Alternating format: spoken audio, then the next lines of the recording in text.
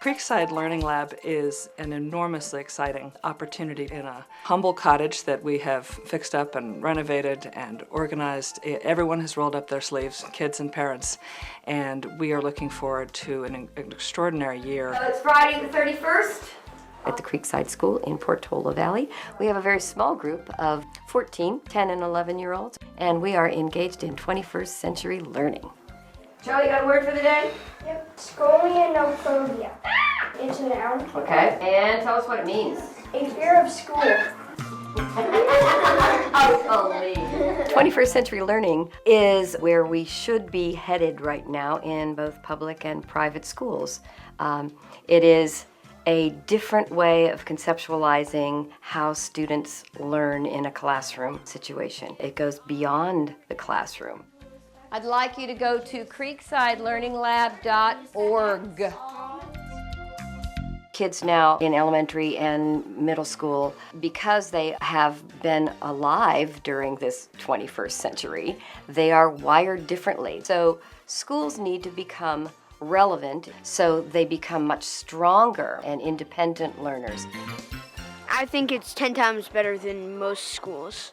Other schools wouldn't give you this much freedom. Yeah, and everything else is new. We get to do our own things, we get to make our own choices, and just being creative, and they really support that. But I would try not to think too much about being perfect on this one. Do more of the relaxed, gestural drawing that we did and just try to get a feel for it. In a traditional setting, there's a lot of rote memorization and there's a lot of rote maybe thinking. There's no right and wrong drawing. It's how you see. This is math, this is spelling, this is reading, we're going to do this.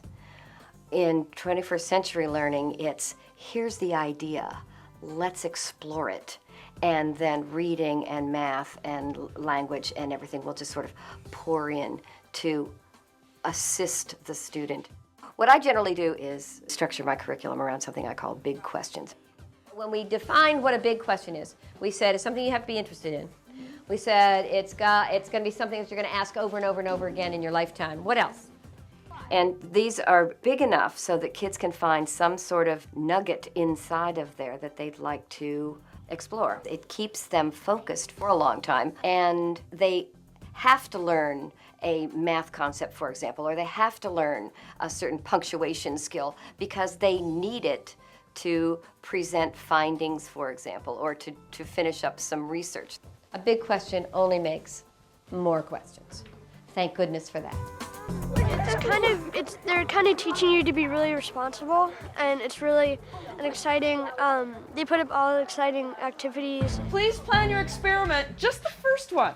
And then after you've planned the first one, We have an amazing opportunity here because we are starting a school from the ground up, and that means that we can create the program in a way that best addresses the needs of the children in the most expert fashion that we can. I think the reason why it moves is because of the string. Kids love doing hands-on science. Just getting their hands on things.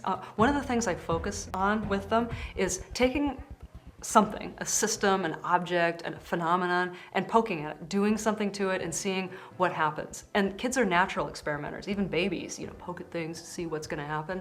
And so they are very enthusiastic. so I need to coat it evenly with a substance.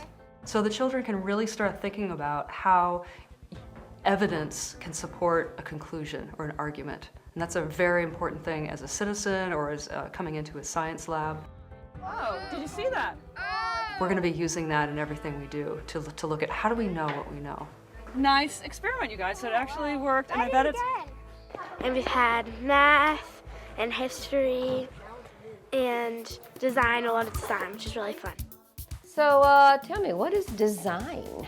I do try to make at least one design challenge for every one of the big questions. Basically, you put what you want to look at on. Design thinking. It's a process that is empathy, prototyping, and then kind of tell it and sell it sort of a process. There's a process to do this. There's steps to take. The design process is something that you apply to every problem, any problem. When we're in our exploration and innovation big question, we do the empathy step together. Empathy Oh, does anybody remember what empathy is? Yeah, JJ, what? Putting yourself in someone else's shoes. Oh, yay! Now. Where we're learning about the explorers and how it is to be in a ship that's 60 feet long, which is not very long.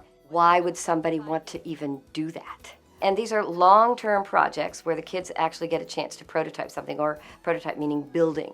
Then you can give them a design challenge to actually construct a vessel that is a scale. It has to be to scale. Then they have to actually build that using only materials that were available to shipbuilders in the 14th and 15th centuries. We go to the pool, fill it up, we turn on the fan, and let's see if they can get to where they're going.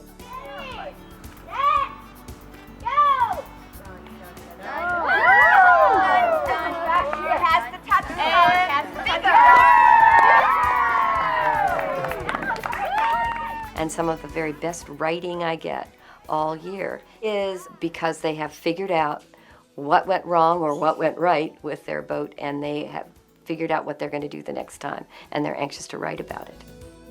Kids move at their own pace in different subjects, address big questions, and explore them in their own unique way.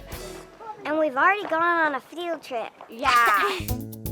Also, many field trips and excursions that will give kids a hands-on experience. 21st century learning is the best of progressive education combined with a very intellectually engaging program and the latest findings in brain research, which are shedding a great deal of light on how we as humans learn and retain information. It is crackling with excitement. It is not a one-size-fits-all approach to education, and it results in kids who are enormously engaged and excited learners. Kids, when they're engaged, learn better. Parents have talked to me about how their kids are they jump out of bed in the morning and they're so excited about coming to school and getting on with the project that they're working on. We want them to be curious. We want them to be creative. We want them to critically think. Those are the skills that the kids will need when they're 20-somethings. It's been everything you could hope for. It's been art, it's been math, it's been PE, it's been everything. And this year has been awesome, yeah!